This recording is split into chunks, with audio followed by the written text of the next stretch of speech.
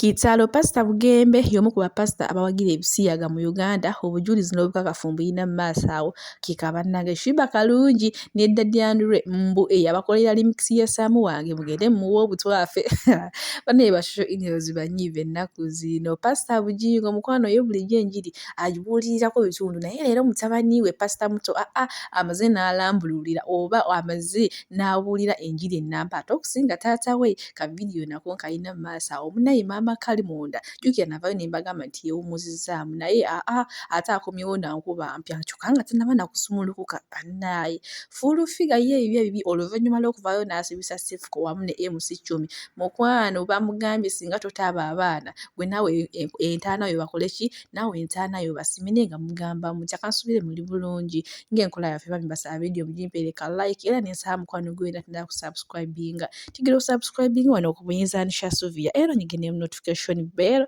olebe okusiwanga buli kimu kyonna kyemba nteekayo nyongera obbajukiza wano zembera ne updates buli kadde buli lunaku buli ssaawa buli kiseera. Pastor Bugembe ng'ayimba ku mukolo gwa King Dionse gwe tumanyi nga omusiyazi yawasa mukazi munne.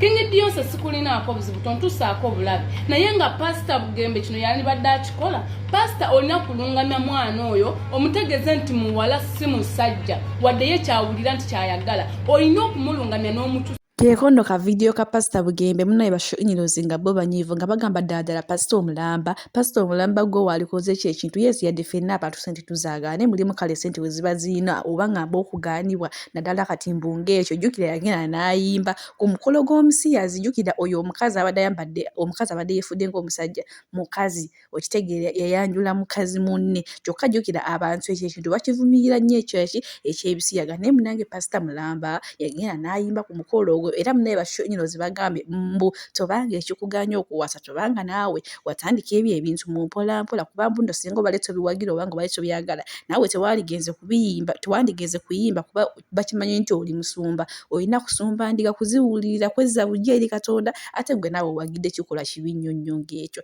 ate era mu kiseera kyekimu ye munange Shiba kalungi n'eddadyandirwe jjukira bagenda ne baddemu olimba la Fred Sebatola Saamu wange munaye bo bashosho emails oba bajjaji bakuno batandika ne bagamba ate ofundako nyuli olukadde nti ekifo ky'okulungi wabula bo bakanyagwa kwonoona bwonoonyi bo baayo mbu wabula bakoze kyamaanyi nnyo nnyo okwonoona oluyimba lwa munaawe Fred Sebata bibiri ku sayidi ezo bo munaye bajjaji byo oluyimba terwabasanyuddemu n'akamu yadde munaye Shiba kalungi n'eddadyandirwe ddo oluyimba terugenze bulungi abasho emails bagambye mbuno bo tebyabanyumiramu yadde mbwe era y'ensonga lwaki oluyimba tebakola ki tebalukuba mbwe ate olina ogenda ddusanga kuba mbwe ebintu bye bateekamu bayonoona bwonoonyi bo babitegeera yadde ate yinga nkututekewa Pastor Bujingo munaye bulijjo yenjiri agibuulira agyebalama kati ngenda kutuusako ka video katono nnyo akamutabani we Pastor muto ate we tukavaako nkongereyo ne Wininwaj.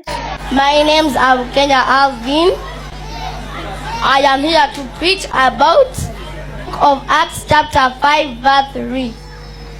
Can we all open there and see?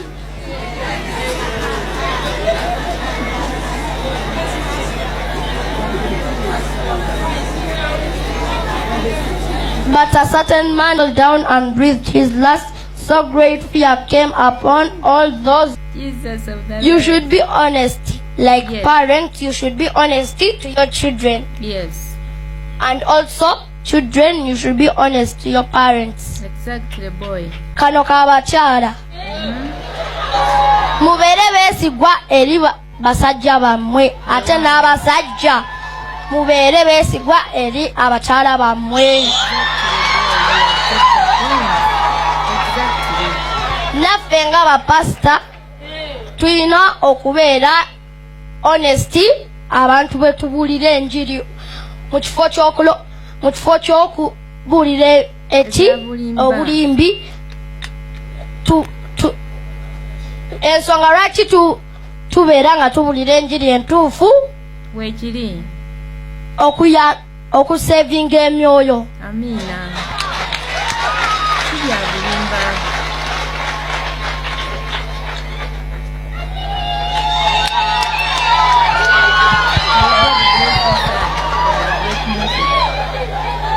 Yoyo advice jenina ne buli omu ali wano Mukama nsaba abawe ekigifti ey'okubeera honesty Amina. n'ebirala bingi nnyo.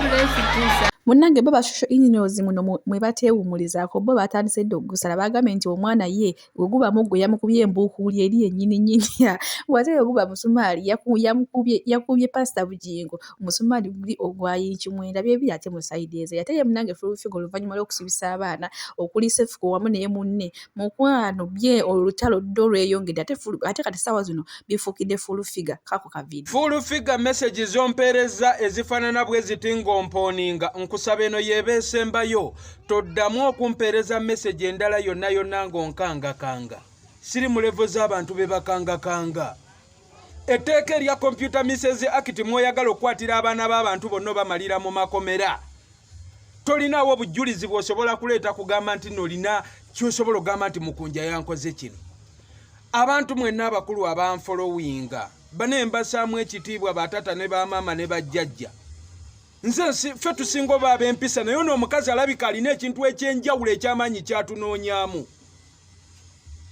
Ndi so disappointment okulaba nga omuntu gwe bayita presidencing advisor amaanyi gonna agamalidde ku bwana obuto obwa TikTok nga banne bali kulwana bakulu banne okulaba abaana abali ebweru abafiira mu biyumba by'abawarabu abali abatulugunyizibwa ng'embwa bakomezebwawo ku butaka okwabobwe bafune obwenkanya naye nga gwe amaanyi gonna ekizibu gwe kyolaba eky'amaanyi mu nsi Uganda ekisinga okitadde ku ba TikTok. Nze nakukola ki wankubira wano essimu eyasooka nonyombesa ebintu bye sitegera na kutegeera naye olw'okuba nkuwa ekitiibwa ne ngamba omukyalo n'emyaka gye mukulu alina bamaama wange ne neetonda ne neetowaza ne nkuyita mami n'enzikakkana naye maama olw'okuba gundi tonkubira nvaako maama olw'okuba gwe munnange simanyi presidencing simanyi wansanga wano ku kooti nga 10 bamuleese era n'ompooninga biki ompooninga ki? Fulufigo bw'oba tontegeera bulungi nkulaba ogezaako nyiganyiga amapeesa ag'enjawulo nze ndi peesa kyamu. Bw'oba nga tontegeera buuza abo abakuliraanye bammanyi oba kubira banno be wasoma nabo be waleka mu kyalo obabuuza oyo omukunja oyo yaani neekubira bidongo byange nze nsinga okwagala emirembe siri mu ntalo na muntu yenna. Abaana bonna obasengudde gye basula yiga Sharifu abadde ng'asula emakindi yabula teri amanyina gye yawaŋŋangukira n'essimu n'agijjako. Benson ali eri yenna yena n'enjuta kyagiso oyagala nnyabo ndeka akazigo k'empangisa landiroodi anteeke ku puleesa naawe onteeke ku puleesa ndekewo akazigo nfulume ngende nsule mu myala nze omukunja atasera neetegereza fiiti nnyo ekyo tekigenda kusoboka gundi. Nengezaamuko nengangaamuko oba mpita abo bakumi basefuko bogenda ogwiragwira ke bolaga seni n'abasirikale nakulaba ku kooti n'abasirikale bo wali abasirikale batambula baagala kugwa balinga nga abatalya kati ogenda vaawo oteme ebigambo mbu navumya abasirikale ba Museveni kubanga n'ekyumi yonna mutuuseko mu kooti lwe bamuleese we wagenda wali okuggulawo emisango wagamba mbu kyumi mbu yavuma pulezidenti Museveni.